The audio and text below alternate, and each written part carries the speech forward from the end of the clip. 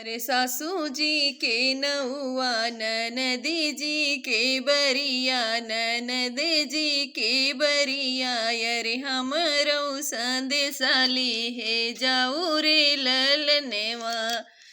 अरे हमरौ संदेशाली हे जाऊ रे ललनेवा।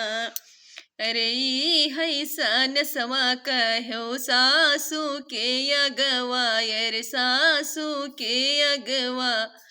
अरे ससुरु का कहो समझाई रे ललनेवा। अरे ऐसन गहन वालयावा हमरे ससुरु ले अइहा हमरे ससुरु की डलवा चूहिले होई जाई रे ललनेवा की डलवा चूहिले होई जाई रे ललनेवा।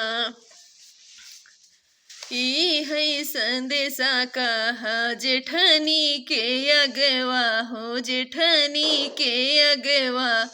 अरे जेठऊ का दिहा समझाई रे ललनेवा अरे जेठ जी का दिहा समझाई रे ललनेवा।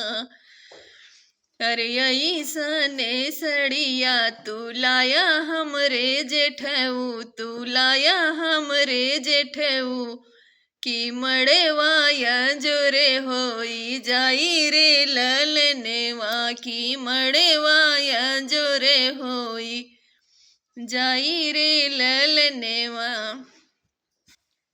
अरे हई सन सवा कहो स्वामी जी के अगवा सर स्वामी जी के अगवा।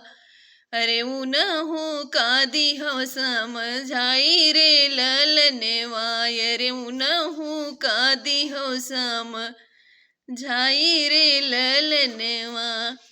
अरे ऐसने सिंदूरा ले अइहा हमरे स्वामी ले अइहा हमरे स्वामी की मंगिया लगई चटकोर रे ललनेवा अरे मंगिया लगई चटकोर रे ललनेवा।